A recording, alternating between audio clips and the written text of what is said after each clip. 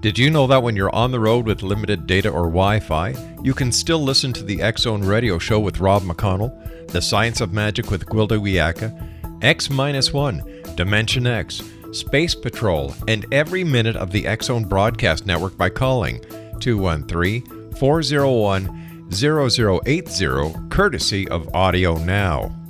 No smartphone, app, or internet needed. It saves your data plan and it's free if you have unlimited minutes.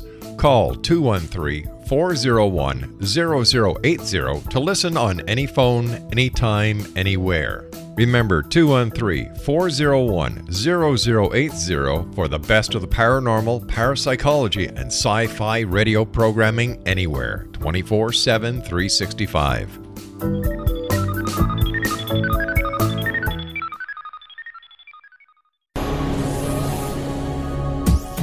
This is the X-Zone Broadcast Network, broadcasting worldwide on broadcast affiliates and satellite program providers, including CNN Broadcast Network, Sirius Satellite Network, Star Media, Good News Radio Network, Angel Broadcast Network, Wiki Broadcast Network, and WPBN TV. For more information on the X-Zone Broadcast Network, visit us at www.xzbn.net.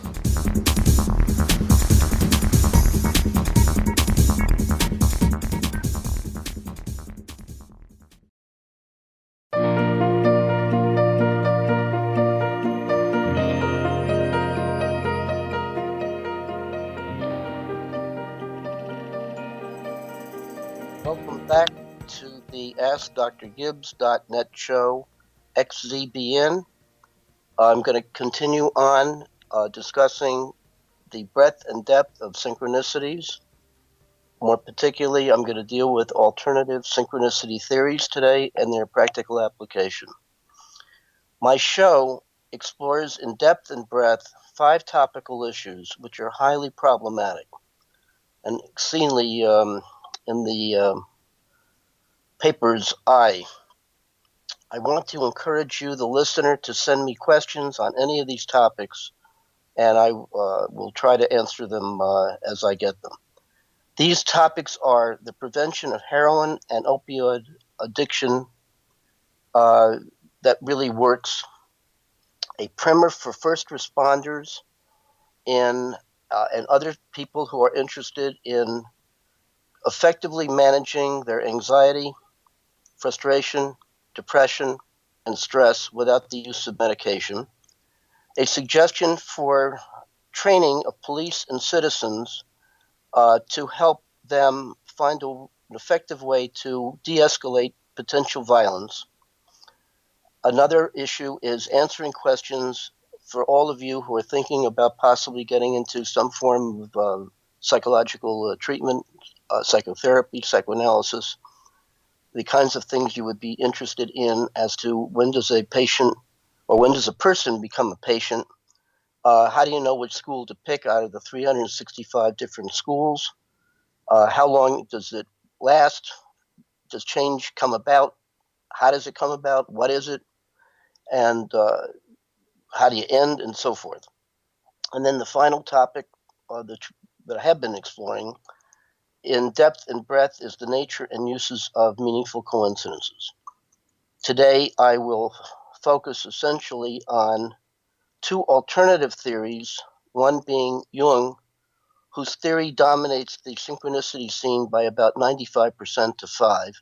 And then there are a few people like me in the 5% range who have a radically different alternative form of synchronicity theory, and that I will present the 2 and contrast and compare them.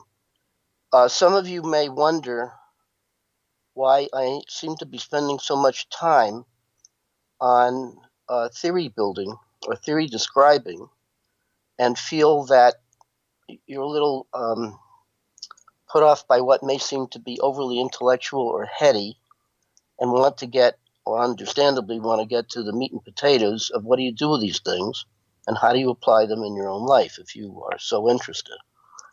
I concur. I get your point. However, in my 50-year exploration of these fascinating things, I have found that there's a line in Joyce and Ulysses which makes perfectly good sense to me about this and frankly anything else that I find complex and interesting, which is the longest way round is the shortest way home. If you really want to know something and feel that you've grasped it in depth, you really got to get into the nitty-gritty details. Now, of course, there are those among you who will say, I'm not interested in details. Just give me answers. Show me the way. That's fine. That's how I started with this topic and found that while I felt giddy almost at times, when I had synchronicities and felt that I was actually being guided by what I felt at the time were spiritual messages from some transcendent external source, and having wanted answers to important questions, I found that when I had synchronicities, it seemed to be that I was being fulfilled in my urge to get answers. And that was nice until I discovered that it wasn't really working.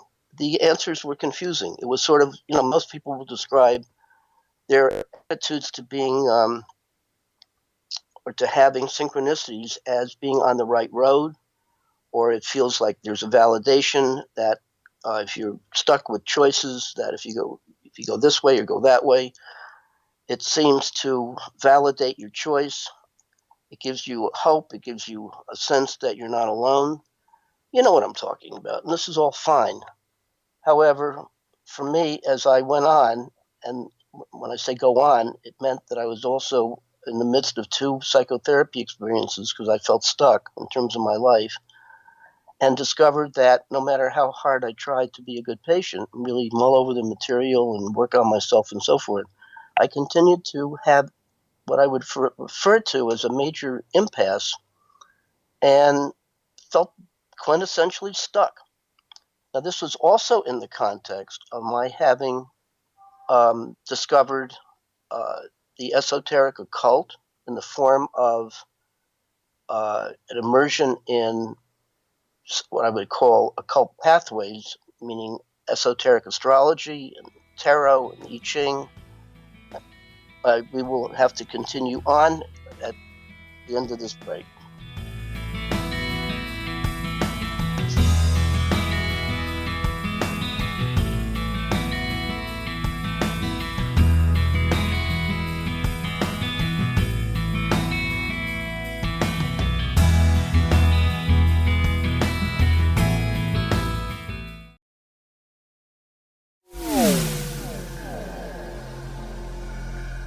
This is Kevin Randall. For nearly 30 years, I have been investigating the case of the Roswell UFO. I have interviewed hundreds of people and stood on the crash site. Now in Roswell in the 21st century, I have reviewed dozens of hours of audio and videotaped interviews, examined hundreds of files that relate to the crash, and have returned to Roswell in an attempt to put all that information into the proper perspective. For the first time in Roswell in the 21st century, I have made a dispassionate reevaluation of all that material and provide a new look at what happened. This is a book that clears away all the clutter that has hidden the truth for so long, strips away the various lies that surround the case, exposes the Air Force attempts at cover-up, and found a core of solid information that tells us all where the case stands today. Roswell in the 21st century will be available in just a few weeks. For more information, please visit my website at www.kevinrandall.blogspot.com.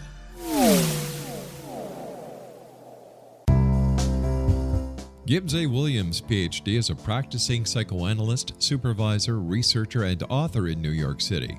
Much of his life has been dedicated to understanding nature and the uses of meaningful coincidences or synchronicities. His radical and original non-Jungian, non-mystical, non-magical theory of synchronicities illuminates much of the fog surrounding this challenging and perplexing topic. His ideas and manners are fresh, presented in a style that is both entertaining and highly informative. He is also an expert on crisis intervention, specially focused on violence reduction for the police and citizens, mastering anxiety, frustration, and stress without the use of medication, and effectively preventing and treating heroin addiction. Dr. Williams can be contacted at his email address at gwwilliamsny11@aol.com or visit his website at www.drgibbswilliams.com.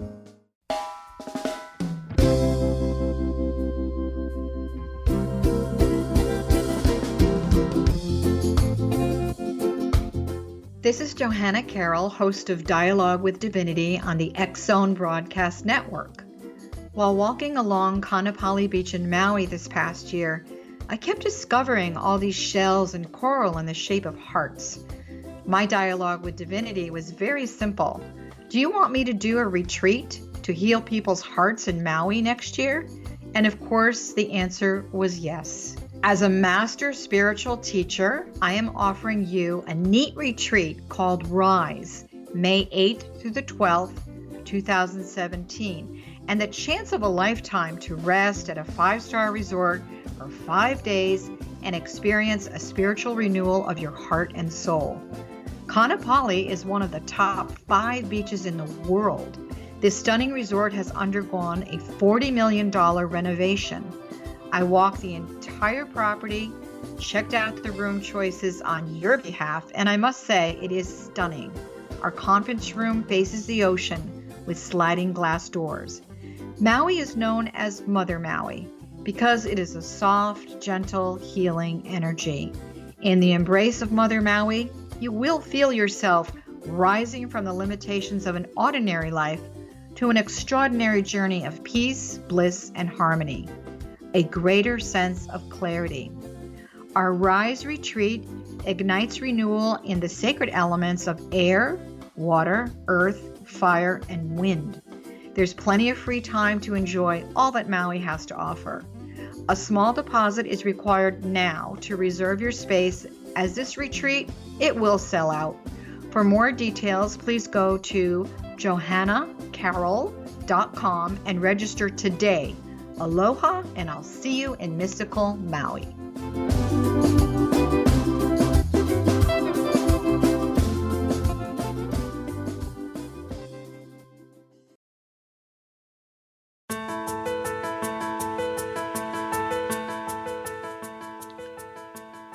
Welcome back to the Ask Dr. Gibbs show. I left off at a point where I said that in my search for wholeness and meaning, I had discovered the esoteric occult. I also discovered spirituality in the form of attending on a weekly basis the First Spiritualist Church of New York, where I met some extremely interesting people and consulted mediums who purportedly were able to retrieve messages from dead relatives and master teachers and so forth.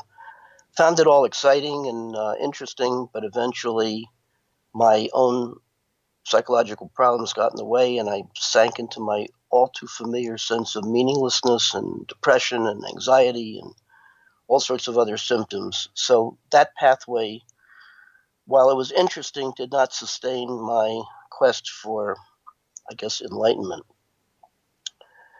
In the midst of all of this, I, at the age of 19, began keeping a journal of what I felt were important events. What's an important event? Oh, snatches of one-liners that you get out of the paper, and reading books, you come across certain quotes that grab your attention, or dreams, or special moments, whatever captures your fancy. It's different than a diary, which is an ongoing record of everything you do. This is not everything you do. It's everything you do that you feel is special. I urge you, as I have stated before, if you are at all interested in this topic, at the end of this presentation, please go out, get yourself a notebook, title the first page, My Journal, and start writing. Anything that comes to mind. You may do as much or as little as you wish, but keep the journal, and it's very important to date it. Why?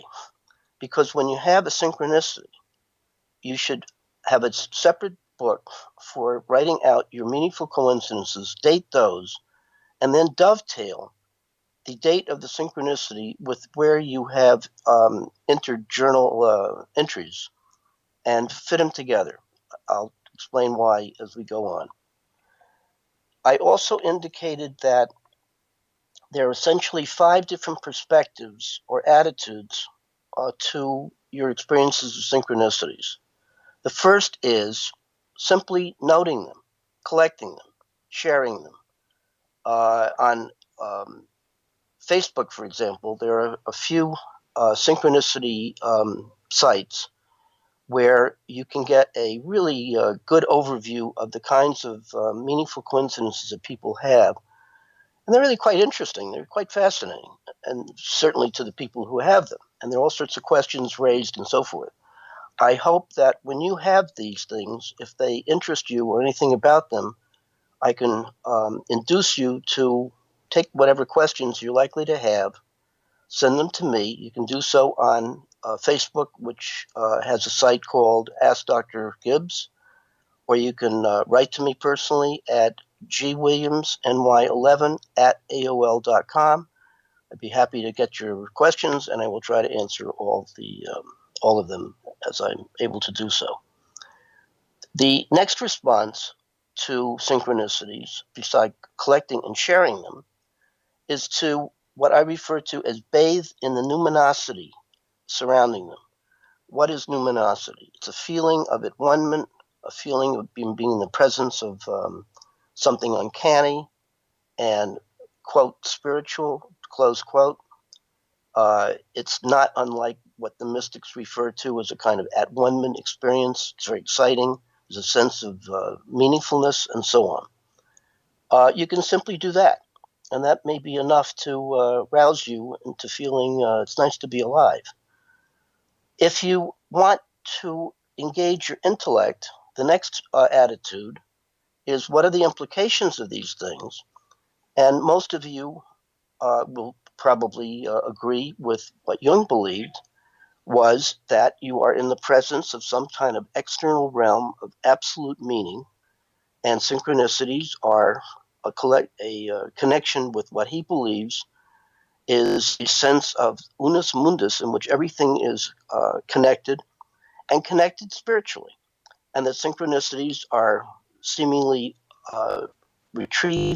passively retrieved channeled messages from a connection with the sense of the all and absolute wisdom and so forth.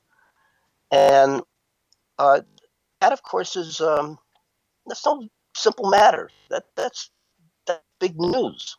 If that's true, then not only is the world spiritualized, but through synchronicities and I guess other pathways, you are able to make a connection with, let's call it, divine wisdom.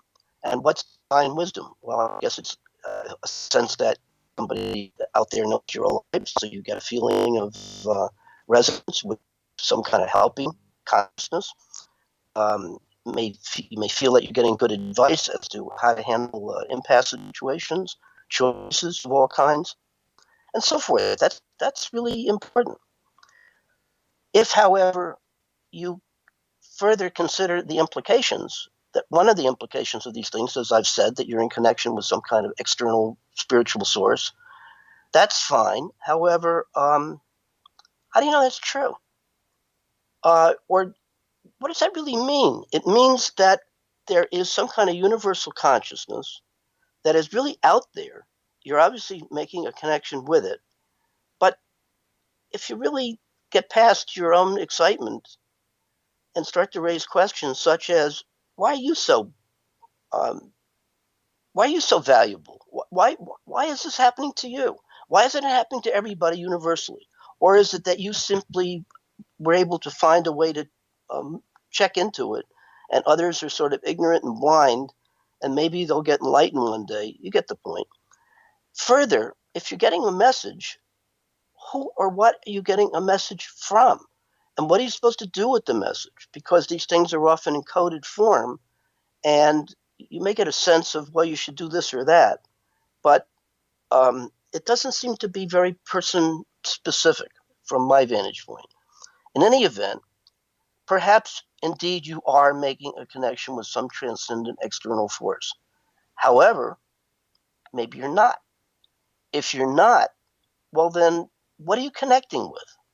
And such questions like that led me to begin a 50-year research, which I'm still in the middle of, where I go back and forth between assuming that maybe there is this external source and try to explore what it is and how it works and so forth. However, at the same time, raising the question of what if there's not, then there are more questions raised than answered. And from my vantage point, to give you a sense of where I'm coming from, I believe that you, in fact, are the source of your own messaging.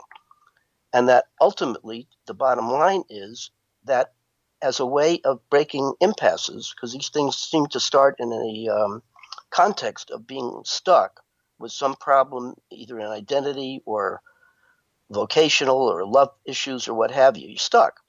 And you want a sense of guidance. You can't you don't know what to do. You're stalled. You can't go forward. You can't go back. You can't stay in the middle. And there's a felt sense for some kind of external guidance that will help you break your impasse so you can break out of what I think is a self-imposed trap. Well, how do you do that? Well, to give you a sense of the bottom line, I think if your attitude is not to give up, but to persist in finding an answer to something that seems unsolvable, I believe it stimulates what I think is everybody's own unique creative process, which I will describe in some detail as we go on, that ultimately, if the process works, you will find that you will solve what seems to be an impossible problem, and you become a very good problem solver, and it takes the form of a synchronicity, which has to be further decoded, and I think if you treat it like a waking dream, you'll find the answer to what you are looking for. Depending upon the way you make certain assumptions about the nature of reality, let me backtrack. I discovered that in order to determine which pathway to go or which theory to go, now let me backtrack further. I asked in the beginning, what's the reason why what theory you have, implicit or explicit, has anything to do with what you're interested in?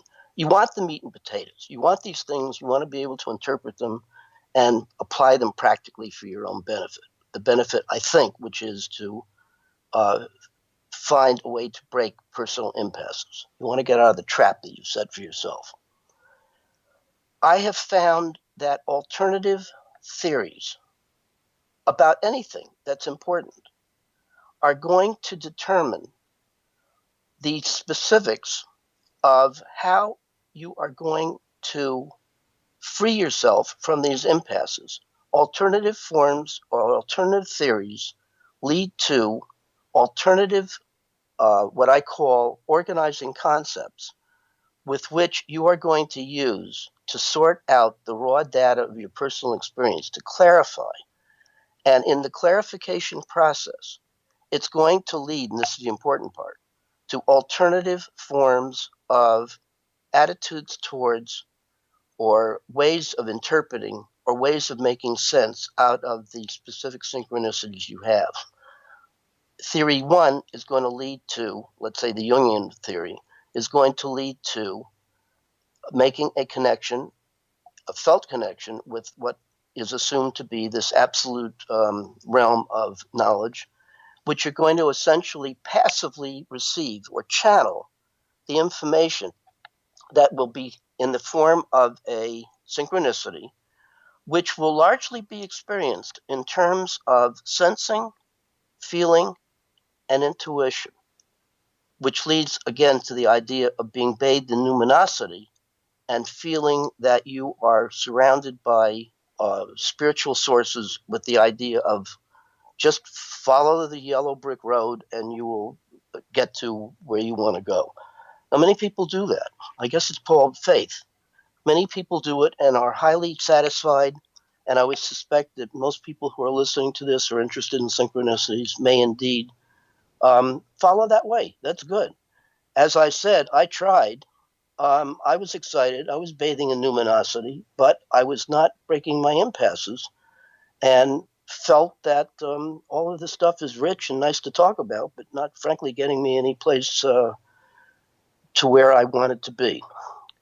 that led me to look at, actually it propelled me into an 11-year psychoanalysis 3 times a week on the couch with no insurance. Why'd I do that? I did that because I discovered Freud.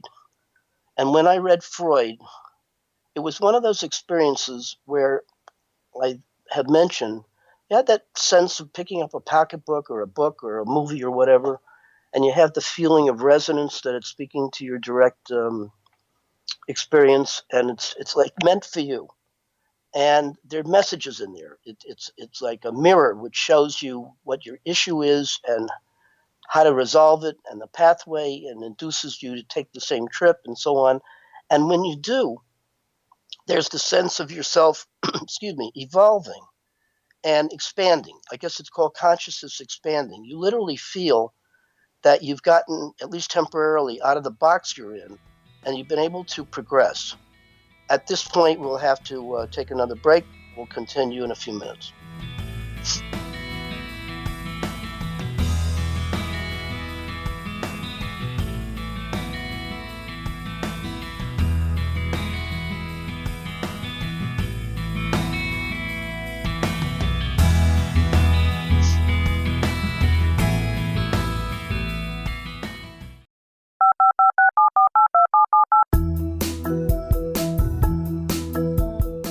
Did you know that when you're on the road with limited data or Wi-Fi, you can still listen to the X-Zone Radio Show with Rob McConnell, The Science of Magic with Gwilda Wiyaka, X-1, Dimension X, Space Patrol, and every minute of the X-Zone Broadcast Network by calling 213-401-0080, courtesy of Audio Now.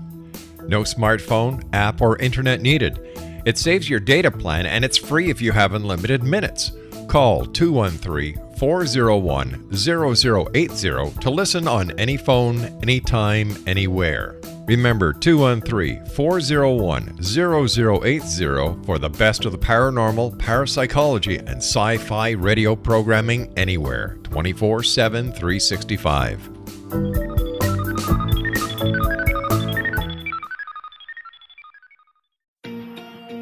Wouldn't you love to know the secret to everything?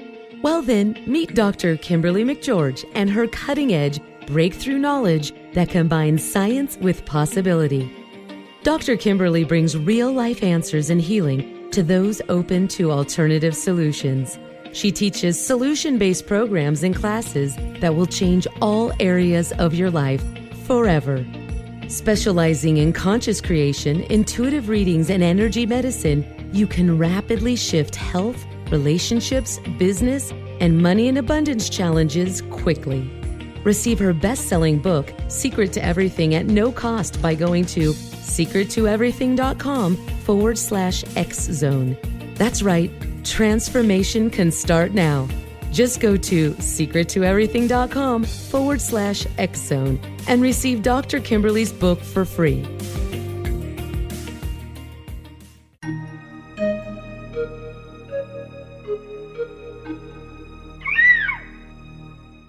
While science pursues fact, magic accesses the quantum level, bridging random facts to form truth.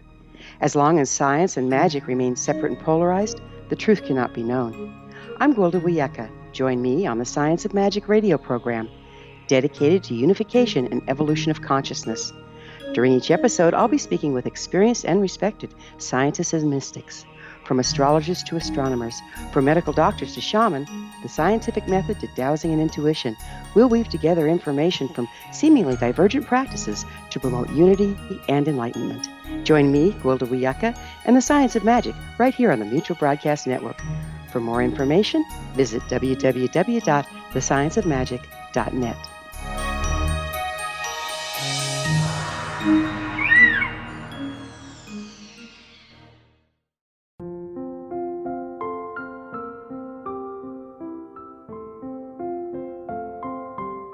I am Dr. Carl O'Helvey, founder, president of a new cancer foundation focusing on evidence-based physical, mental, and spiritual interventions, including natural cancer cures, prayer, meditation, affirmations, nutrition, and other related holistic cancer prevention and cure modalities. These are used in cancer education, research, and financing care. I ask for your help to continue this important work by donating at www.holisticcancerfoundation.com.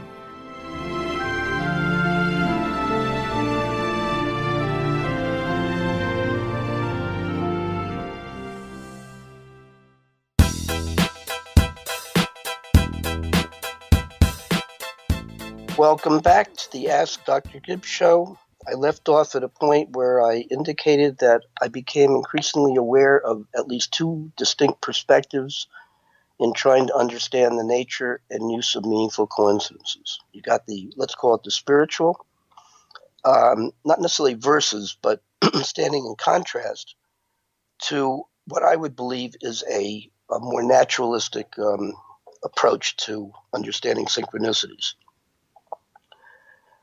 The way of describing the different theories I discovered in my research have to do with making certain fundamental assumptions about the nature of reality, the knowledge of reality, and how you access reality, or access that knowledge of reality, which is speculative philosophy. Another perspective has to do with the nature of psychology and its application to how we know anything. A third perspective is assumptions about the nature of spirituality. A fourth is the nature of a so-called occult experience. And finally, the method by which we generally get that kind of knowledge is through the use of an understanding and application of scientific method. All of these knowledge bases are either explicit or implicitly used for theory building.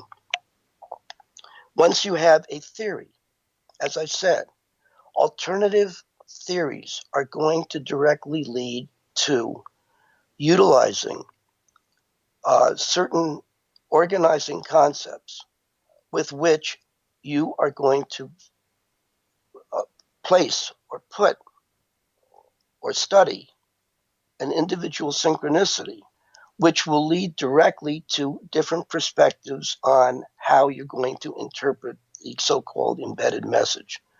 So different theories are going to directly lead to different ways of perceiving the uses of these things, which is the meat and potatoes of what everybody's interested in. Give you an example. You wake up in the morning and you have a toothache, and it's terrible. And you say to yourself, oh no, I hope I don't have to go to the dentist. So you let it go for a couple of days. It either gets better, and it's one of those things, or it gets worse, and you say, damn, I have to go to the dentist. All right, you go to the dentist. Reluctantly. You go to him, he says, what's the problem? You say, I got a pain in my mouth. He says, where? You point to a tooth. He says, what do you think? Well, you have a pretty good thought. Your theory is that you have a really deep cavity, and you're going to have to get it drilled out and filled. And he says, well, you may be right. However, how about we take an x-ray and see if maybe there's something else, or to confirm your theory. So he takes an x-ray, comes back and says, you're pretty good. That's you're right, got a major cavity. However, the x-ray shows that underneath the cavity is a problem with a root canal. And so he has an alternative theory. Now, from your vantage point, you would prefer that your theory is better than his because it's going to be less expensive and less painful. However, if you want the job to be done right, you're going to have to go along with him. So you're going to wind up having a process which is going to consist of both filling the decay, taking out the decay, but more importantly, drilling the channel so you can fix up your root canal problem. It's going to run you more money, but you're going to get a good resolution to your problem. You get the point. So the choice of theory that you use with respect to any impasse is really going to determine what are you going to do? How are you going to use it? And that's going to depend upon what's your overall aim. Now, with respect to that, there are two quotes by Freud and Jung. Let me backtrack. In my discovery of the history of theory building with respect to synchronicities, there is an implicit war or dialogue that started thousands of years ago between Plato and Aristotle, in which that dialogue relative to the issue of synchronicities has continued on and is presently alive with different theories of synchronicities as emulated by Jung on the one hand, who's essentially a Platonist, and Freud, who's essentially an Aristotelian. They, as you would think, have made different assumptions, different philosophical assumptions, different ideas or assumptions about depth psychology, different assumptions about the esoteric occult and spirituality, and a different view of science. When you take those differences and you apply them to understanding or theory building, which is going to lead to, as I said, different organizing questions, which is ultimately going to lead to entirely different views of synchronicities and what to do with them. Ultimately, you're trying to get at what's the best way of decoding the seeming messages that you're getting out of synchronicities. Now, I'm aware most people probably are not going to labor to do all this stuff, and you're going to just take whatever you want. That's fine.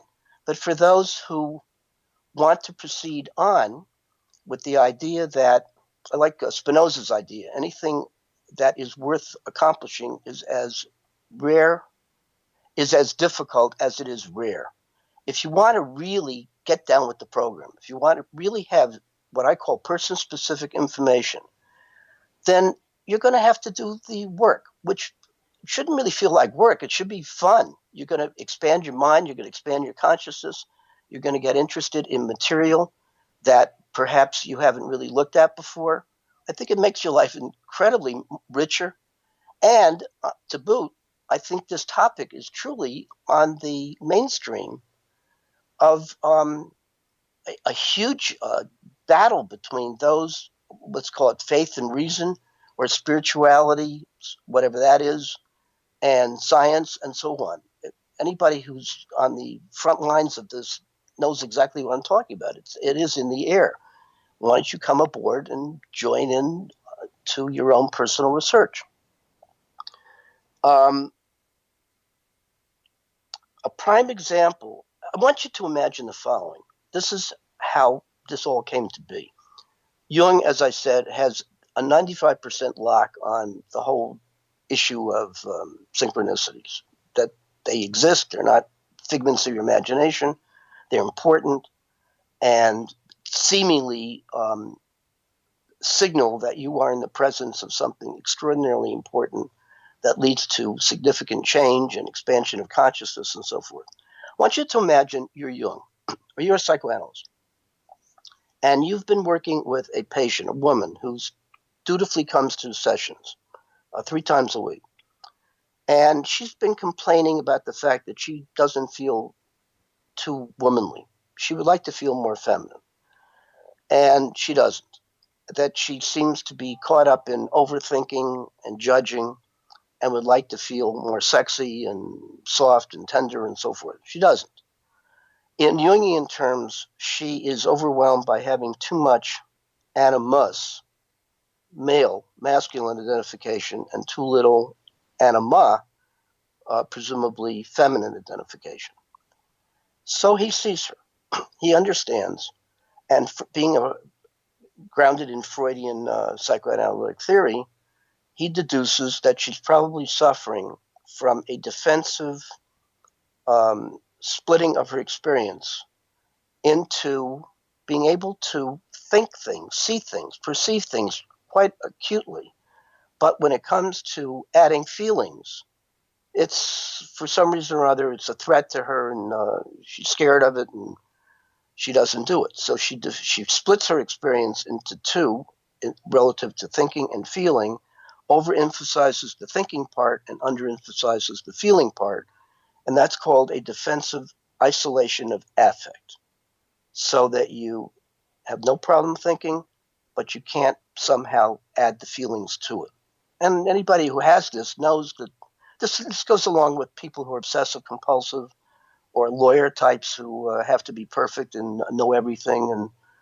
And you get my point. And it leads to different styles of personality. Nothing bad about it. In certain ways, it's fine. You are who you are. You may have a personality type that overthinks and underfeels, or overfeels and underthinks, and so forth. Makes the world richer.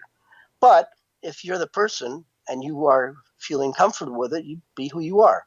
If you want more and you can't experience it, then ultimately you may be led to seek out somebody like a therapist who deals with this stuff and tries to understand, well, how did this happen? What's your past history? Behavior is purposeful, so maybe you need to have this, implying that maybe feeling somehow is a danger for you, and to try to understand the implications of that, when it started, what it's with, and that's called analysis. So he has this patient. He knows exactly what's wrong. They concur. Then the meat and potatoes is, what do we do with this? How do we help this woman break out of her self-imposed trap? How can she break out of an isolation of affect so she can spontaneously feel rich and feminine?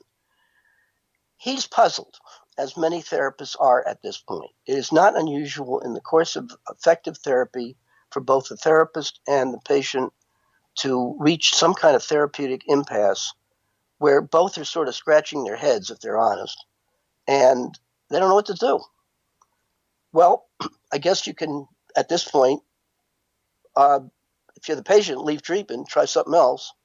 Or if you're the therapist, acknowledge painfully that you don't know what to do, or you're lost, or you're confused, and treat and guess that maybe what's happening is you have a countertransference lock, which happens in all good therapies, meaning the therapist may find that he has a similar problem as the patient, and he's got to work on himself to free himself of his own defensive, let's say, isolation of affect. So he's got to analyze himself. In order to do that, you have to be very courageous in coming forth with the realization that you don't know, you're lost, and you have to obviously find some solution to your problem, or you're not going to be able to continue on, at least with that patient or other patients like her. So in mulling over this impasse, he says to himself, this lady needs some kind of a shock, or some kind of a surprise that's going to free herself spontaneously from this rigid wall of overthinking or over-rationality. She's got to experience some kind of irrational something or other. Now, that was conscious in Jung's mind. Now, note, you're Jung. The next day, your patient comes in and says, I had an incredible dream. You say, tell me your dream. She says, in the middle of the dream, she has an experience which knocked her socks off. What is it? That someone hands her or opens her hand, and in her hand places a golden scarab, which is a sort of orange yellowish, for her it was a piece of jewelry who had that coloration of a scarab coloration, and puts it into her hand.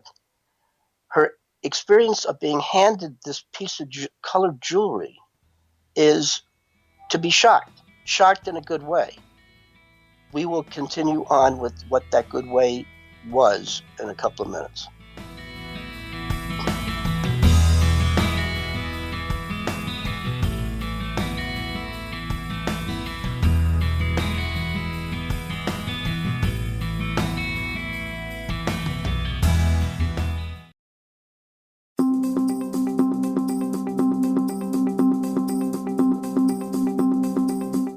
As host of Dialogue with Divinity, I am thrilled to join the X-Zone Broadcast Network and their growing number of affiliates. My quest for a connection to the divine ignited my successful career path as an international spiritual counselor for over 40 years, and author of 4 books, and well-known metaphysical educator. My clients call me their spiritual mama.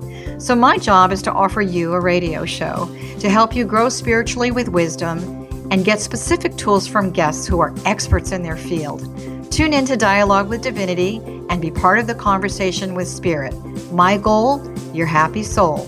For more information, please visit my website at johannacarroll.com.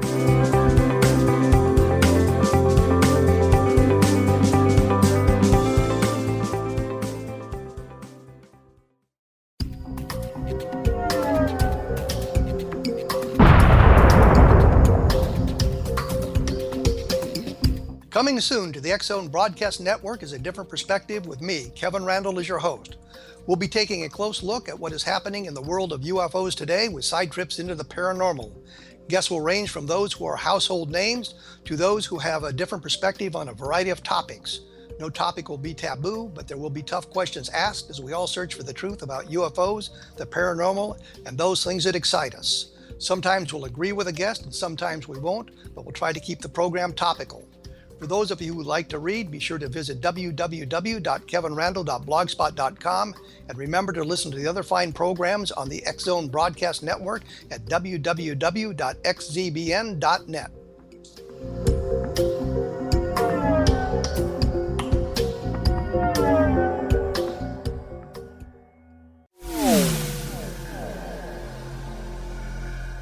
This is Kevin Randall.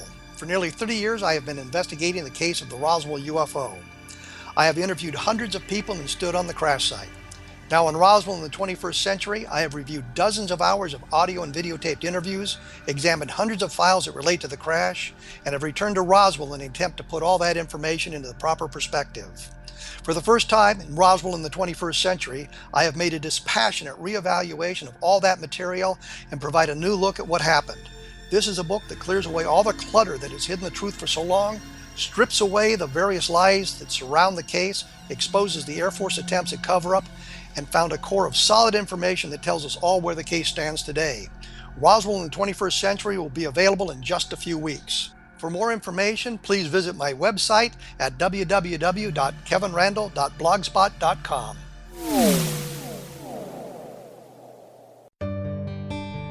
Afterlife expert Roberta Grimes was the first one to say that dying can be fun. Now her best-selling book, The Fun of Dying, is available in stores worldwide.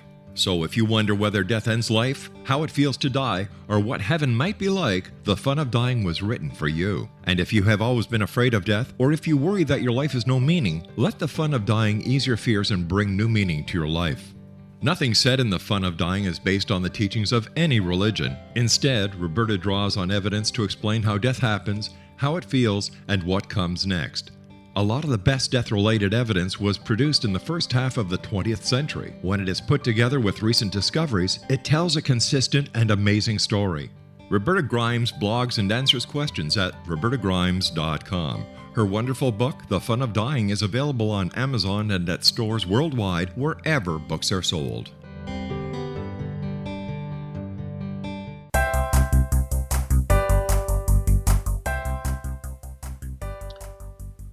Welcome back to the Ask Dr. Gibbs show. Ended at a point where his mixed up impassed patient is talking about a dream which she finds of exceedingly importance. And as she's relating the dream, Jung becomes aware that in back of him, there is a window. And tapping on the window is some kind of a bug-like creature. And he recognizes, because he was a botanist, he realizes that what's tapping is not only a bug, it's a very special bug. He gets up, he opens the window, he takes the bug in his hand, he goes over to the patient, he takes her hand and sticks in this beetle, and he says, "Here's your scare reap."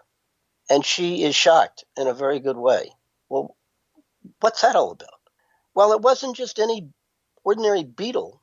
This was a scary beetle, which had the coloration with respect to that orange-yellow coloration, so that it matched the color of the jewelry that she had relative to her dream of the night before.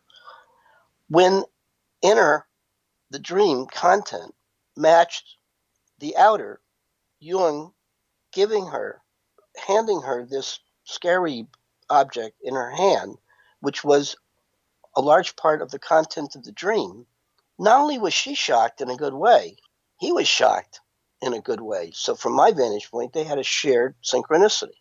Well, this was extremely important because Jung goes on to say, interestingly, just a couple of paragraphs, for a man who had copious notes about every patient he saw, a voluminous amount of material, he only had a couple of paragraphs with respect to the whole experience, this iconic synchronicity experience, which he said was among the most important events of his lifetime. So this was no small piece of potatoes. Why was this important to Jung? Let me get back to the patient. She was seemingly shocked, and so shocked that for a few moments in time, or maybe a few days, she was able to break out of this sort of crystallized rigidity of hers and really begin to experience her consciousness of being alive in an entirely different way. And from Jung's point of view, she really had a therapeutic breakthrough. And it took the form of this major synchronicity, which I think was a shared experience. It is noteworthy, it seems to me, that he does not have any follow-up, which leads me to believe that she had a temporary breakthrough, which was fine, but really didn't do the trick. And he had a problem in admitting that it was only temporary.